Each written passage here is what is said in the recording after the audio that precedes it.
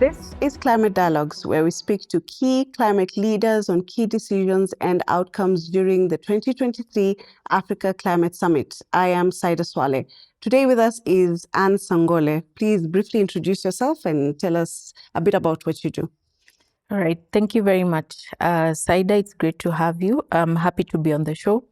My name is Anne Songole, and for the last 7 years, I've worked on renewable energy, clean cooking, and general energy access initiatives to enhance access to clean cooking, access to energy for populations. I've also worked on gender initiatives. I've been attending a number of key sessions. The Africa Climate Summit is one of them. I've also been attending the COP sessions, and I'm glad to talk about these. Okay. So the Africa Climate Summit, it was a big deal for the continent, big deal for Nairobi. Tell us how it was for you when you attended. What were some of your key takeaways? The Africa Climate Summit was a really important summit. So first of all, to acknowledge the efforts of African states coming together like this is not easy. Because as you know, there's always the African Union Summit, at the start of the year, and the Media Summit. And so this was an extraordinary session that the states agreed to. The role that African civil society played in agitating for a summit of this kind. And of course, knowing that the climate crisis is unprecedented and African states are affected in multiple ways, and of course, disproportionately, and compounded by issues like the lack of energy access and the lack of climate resilient infrastructure. So the summit was important, and equally important was the declaration. But we know that there are certain things that happened during the summit that we didn't have a lot of control over. For example, a focus more on mitigation than adaptation. Even though we know mitigation is important, adaptation is very important because of how the crisis is affecting African countries, which are riddled or saddled with a lot of debt. Okay. You've just briefly mentioned about energy access. What are some of the challenges of some of the off-grid communities in Kenya and across Africa in accessing energy? Right. So it's critical to note first that off-grid communities are never attractive, for example, to the private sector.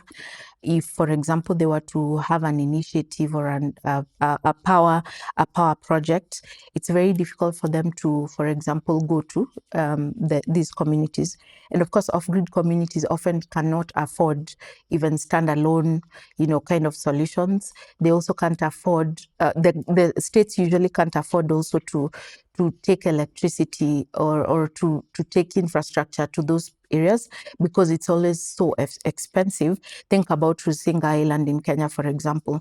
So the whole idea is these communities are not attractive to private sector for private sector to make money from, and then governments find it very expensive to go into those areas. So these communities need a lot of subsidies to be reached, and so off-grid renewables are a quick solution, of course, for a number of them. And even at some point last year, I went to a place called Olkirimatian. And so this was it's a partnership between a social enterprise and philanthropy to offer electricity to some folks in Magadi area.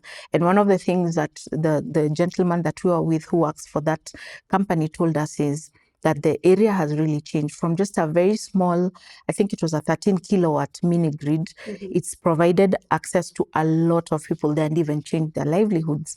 And so the whole idea is how can government come in to provide this public good to these communities, and how can they make it affordable to them? So in their case, they've subsidized this particular, the electricity that they're providing, but I mean, in other places, that's not the case. So, they face a number of challenges. And so it's important for governments to come in to support them to get this access.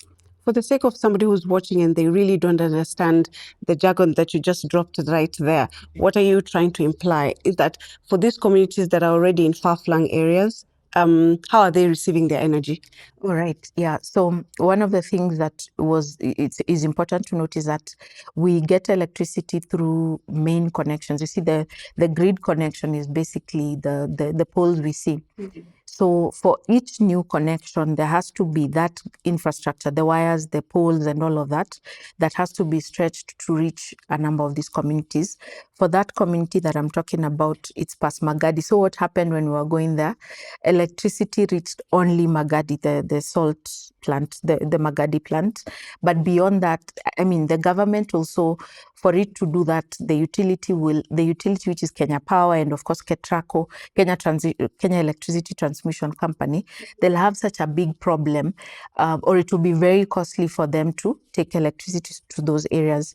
So off-grid solutions through, for example, this mini grid that I'm talking about was a small solar plant. So it's like a farm. So it's like a number of solar panels that are put together, and they're connected to some battery, and that battery is also connected, that plant, as a really mini plant, it's connected to some wires, which are now the grid a local grid that, that now powers the community. So they create a small grid just for that particular purpose. And of course, in their case, they would subsidize the cost of electricity. For example, while we would pay maybe 90 bob for electricity per unit, they would pay, for example, 40 bob. So that subsidizing means that someone else bears the cost of that electricity, and that could be philanthropy. It could also be basically it has to be philanthropy, or maybe just a development partner. And so that means that then they're able to access this electricity cheaply, because one of the other things about this electricity for these off-grid communities that are usually marginalized and normally not, normally they're in poverty, is that even how do we know that they use this electricity? So what's important is for them to be able to use it, for us to also get data on their usage and things like those. And so these mini grids offer a lot of data on usage also, so they serve a double purpose. Very interesting. Let's move to climate financing, which you also briefly touched on at the beginning. And how do you feel that climate financing has impacted socioeconomic development in the country?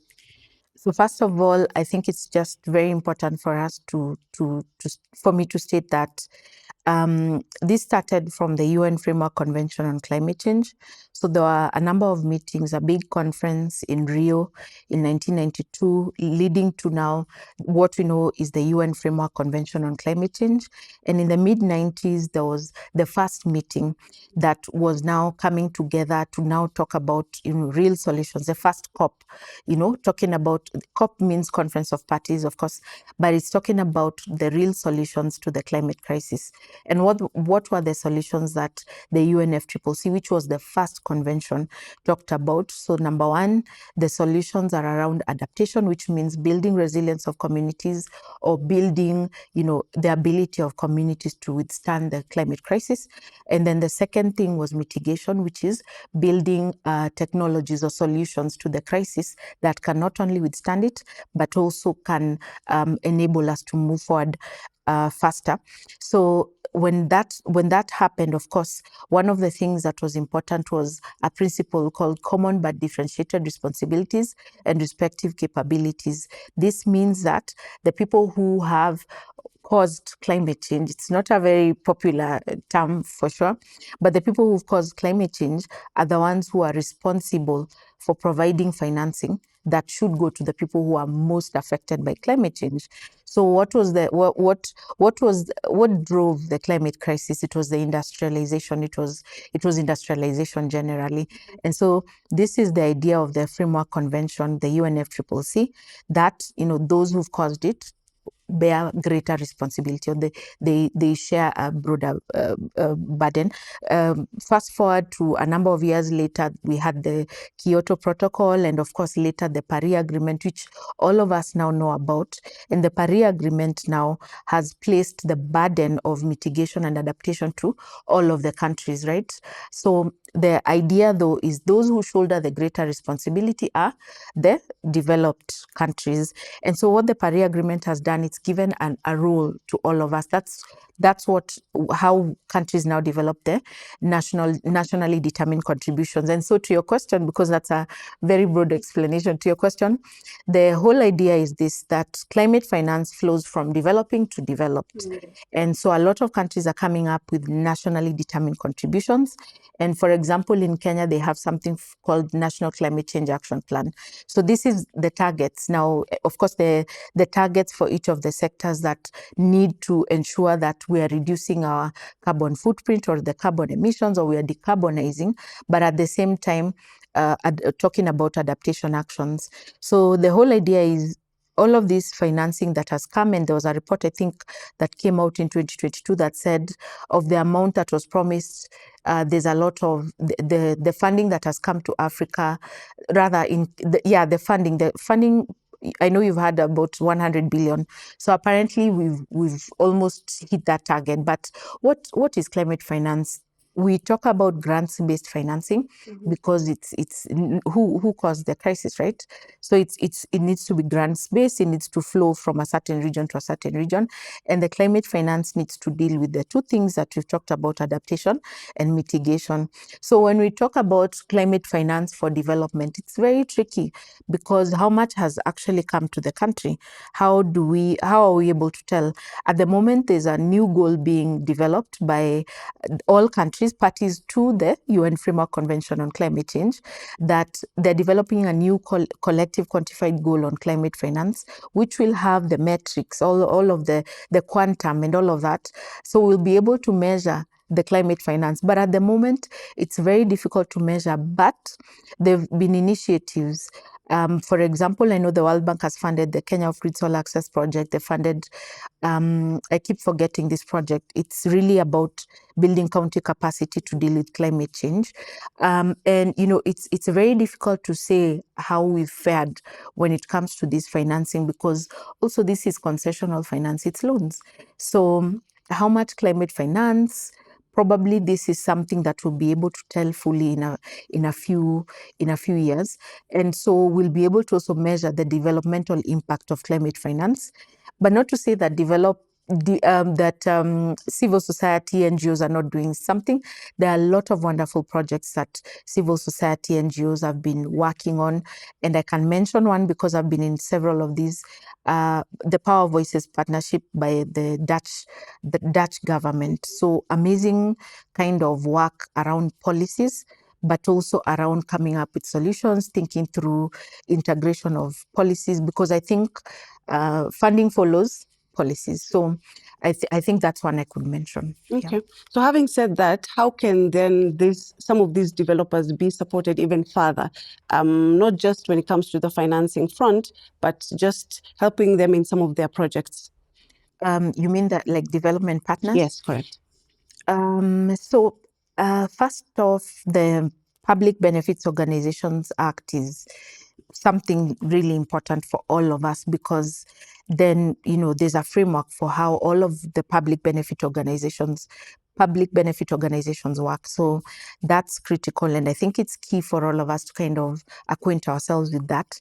But secondly, I feel like within the development space, there are a lot of important initiatives, and there are a lot of initiatives that have changed lives, but very difficult for us to actually talk about them, because I'm sure if I were to ask in this room how many people know about, the projects that are done by NGOs, not many of us can answer. So I think it's good for us to also start thinking about a public repository of information on all the projects that are being done. And this is something that the NGO board the NGO board, I'm sure this is something they can do. And I think for us, it's very easy for us to know what the government does because they publish a lot of what they do. So I feel like there's still that lack of, that place where you can get a lot of the information on what's been done. But for me, I know so many amazing projects, that have been done in the civil society and in the NGO space. But I know this is not information that a lot of Kenyans know.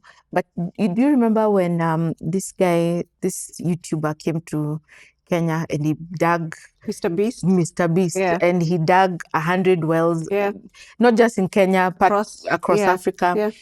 Why did we know about that? Because it's in the media and because he has such a large following. And I mean, so there has to also be that interest by the media to capture some of the things that are done, because I know I have very good friends who do amazing work. For example, one who's doing solar irrigation in Kajiado. But I mean, you'll never know about it because, you know, somehow it doesn't make the mainstream media. So I think there's a role for media there. Yeah, you've just actually taken me to my next question, in which I wanted to ask about successful projects.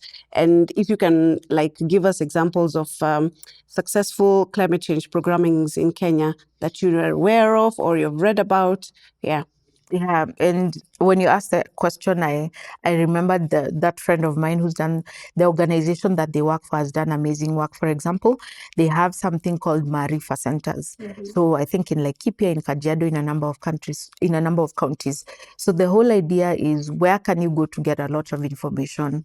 Toolkits, you know, NGOs do a lot of wonderful resources like toolkits.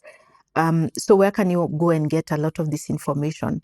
You can go to a Marifa center and get this information. I've talked about the solar irrigation in Kajiado, just supporting a number of communities. I earlier talked about the social enterprise that took electricity to that Magadi area, changing their lifestyle. I mean, also I can talk about some process innovations, for example, within, I know a lot of people who are working on, you know, like interministerial initiatives to bring a lot of these, you know, policy initiatives together and create kind of a process innovation that, you know, now you don't have agriculture talking separately, health talking separately, you know, energy talking separately, or the environment ministry talking separately. I think those are some process innovations that have been there. I also know an amazing organization that brings together NGOs to talk about the sustainable development goals. So what happens is, how have you fulfilled SDG 7, for example, on energy, or SDG 13 on climate change? So it's like all of these great initiatives are being done by so many NGOs and CSOs. I think there are just too many to be mentioned.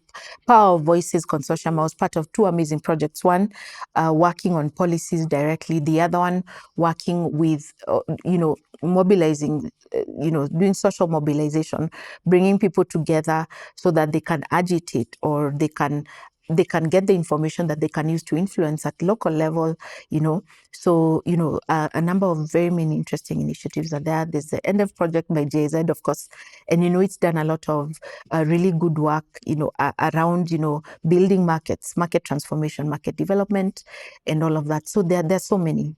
Okay.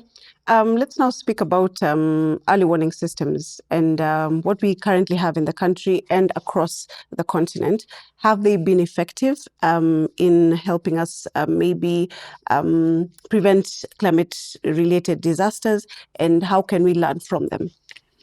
So early warning is something so interesting. So within a number of movements, for example, the feminist movement, I know a good friend of mine always talks about what happened in Zimbabwe with the cyclone Idai that hit Zimbabwe, I think Malawi and Mozambique. Yeah. So what she says is that the older women would talk about, the older women would say, you know what, there's a disaster that's coming. Let's move to higher ground. So there was a sort of, you know, that kind of intuitive understanding of disasters that's coming. And, you know, the African society really is a society that doesn't write down. We do a lot of, we speak. For example, we say if a grandmother dies, they die with a lot of information, because we are not, you know, we don't write a lot. We are very verbal. And so, I mean, there's a lot of early warning work that's been done by, for example, the Met department. They would know, they have the data, you know, rainfall patterns and all that. We saw a lot of flooding early this year.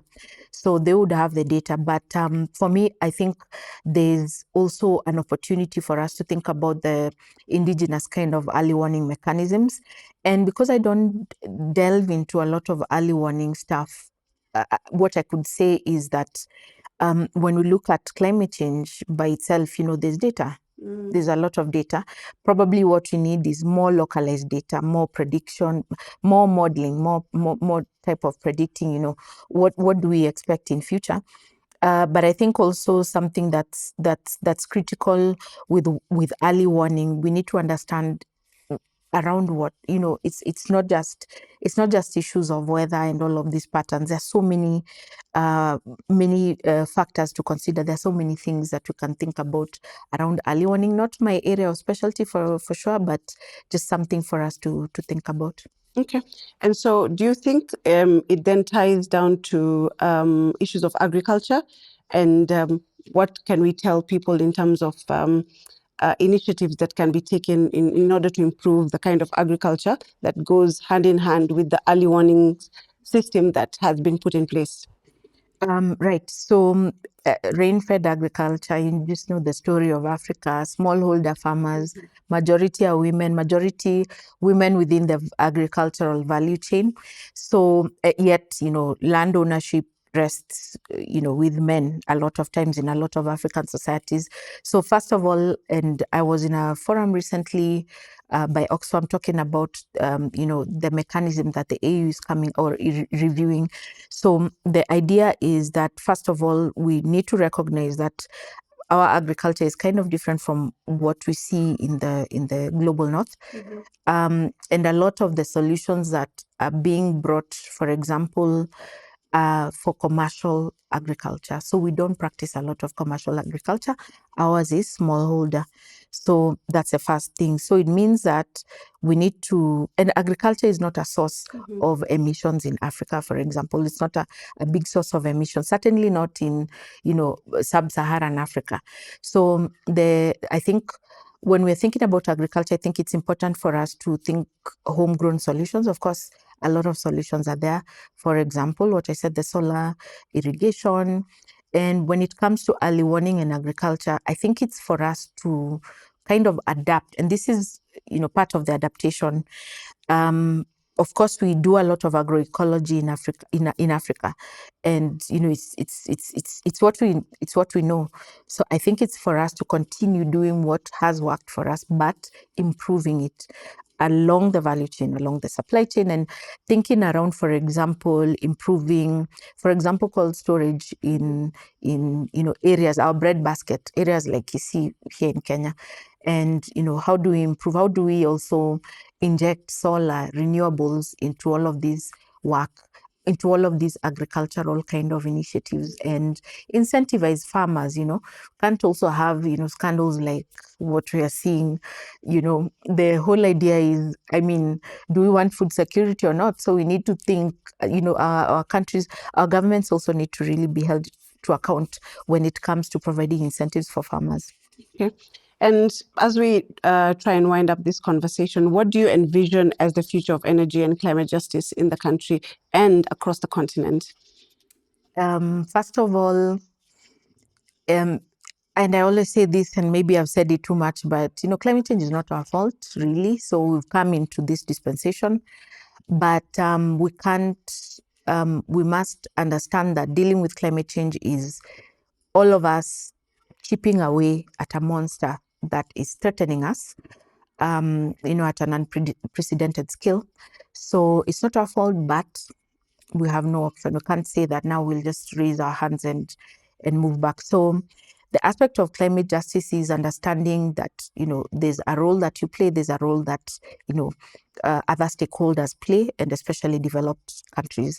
Secondly, I think when it comes to climate justice and energy, the understanding should be that the most marginalized, you know, the folks in off-grid areas, the idea must be that we provide them with, you know, electricity. And this electricity must be, you know, we have to measure metrics like quality of electricity, of the connection. We must also measure how they use electricity and attune it to their lives, you know. It must be contextualized. And so I think that is a critical thing. We can't be here talking about really good innovations. I even saw some, innovations around crypto, energy for crypto. Yet we have people who don't even have access. And even those who have access, sometimes, what are they using this electricity for? Sometimes you find someone has 2 bulbs in their house and they only use 2 bulbs and they're charging their phone. So, I mean, the electricity also has to improve their lives. So we still have a long way to go when it comes to access and also electrification and also, meaningful kind of metrics.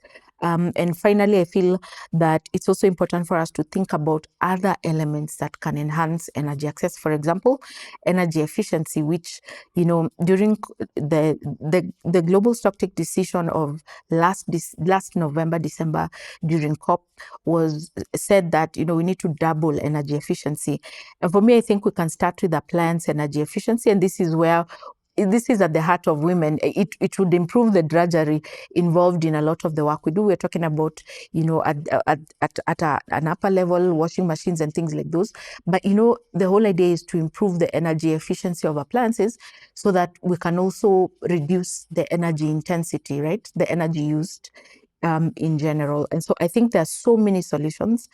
And this, just as I cap it, I think there are so many solutions, and there are many ways that you can think about energy access, energy efficiency, that won't trap us, within this fossil fuel dispensation. We must move to renewables, and that will also improve the way we use electricity and the way we use energy. Very well put. One statement to summarize this conversation. Thank you, Pixel Africa and GIZ. I mean, this is great. Thank you, sir. And thank you to everyone. I feel this is important. This is what we need, one step at a time, and we'll all know all of these things about energy and climate justice. Thank you very much for making time for us. We've learned so much, especially the Marifa. You call them the Marifa? Marifa centers. Marifa centers. That Marifa means knowledge, yes, in Swahili. Yeah. That has been Anne Songole for Climate Justice. That's all we had time for. Thank you for tuning in. I'm Saida Swale.